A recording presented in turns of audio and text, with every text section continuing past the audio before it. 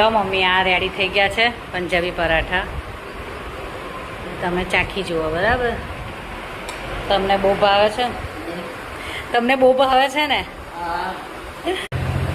કેવા થયા છે? સરસ થયા. ભાયા?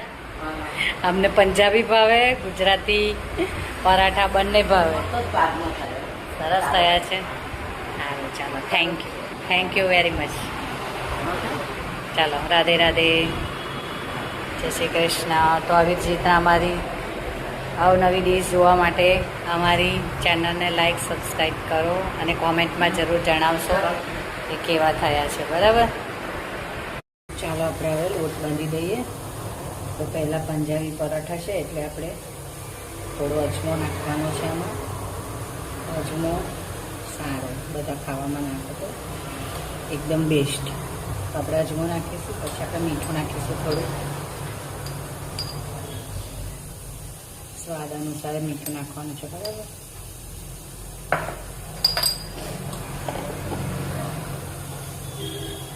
આપણે તેલનું મોવણ લઈશું.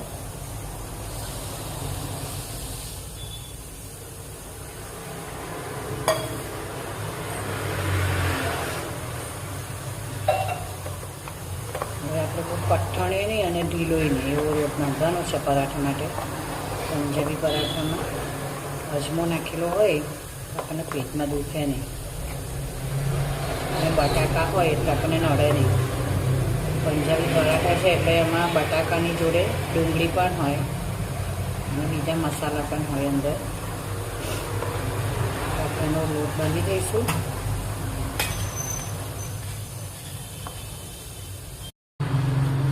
હવે આપણે આ લોટ બંધાઈ ગયો છે.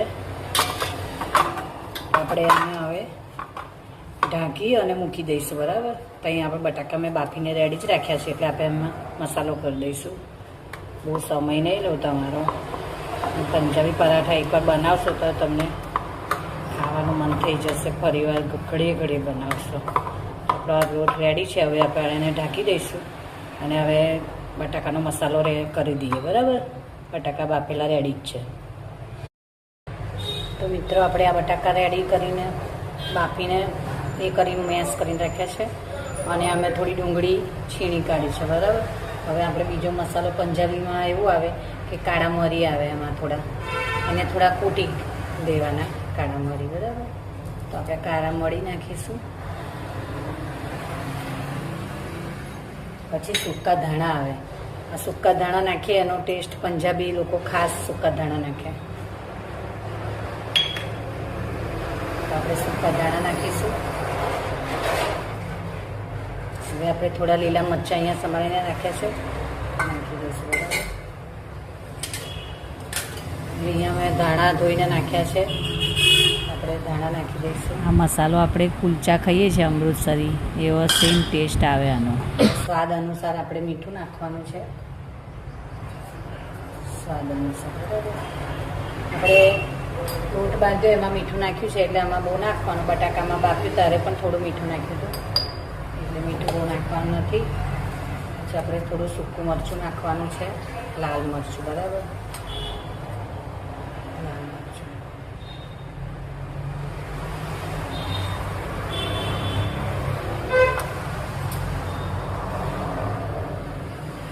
હવે આપણે એનો બરાબર મેશ કરી લઈશું.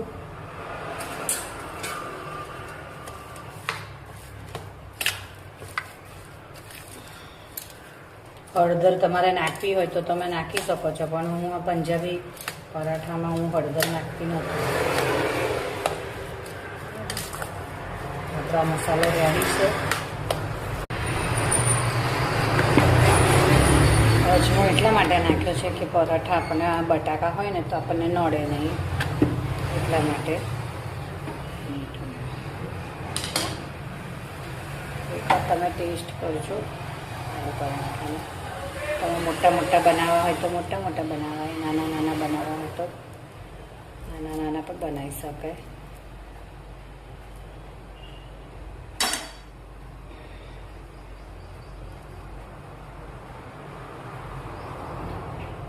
અમારા મમ્મીજીને બહુ ભાવ્યા.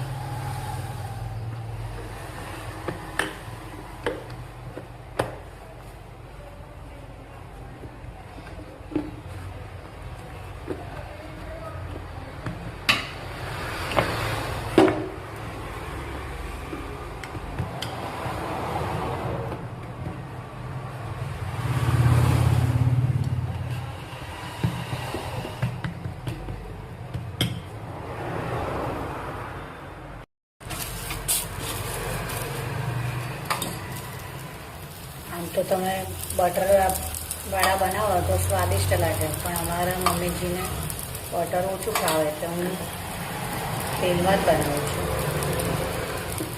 સિંગ તેલમાં જ બનાવું છું.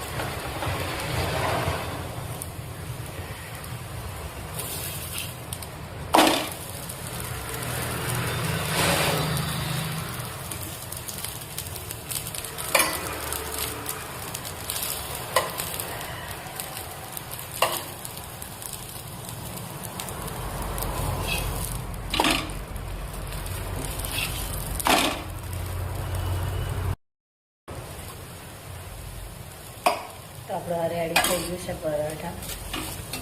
હવે આપણે આપણા મમ્મી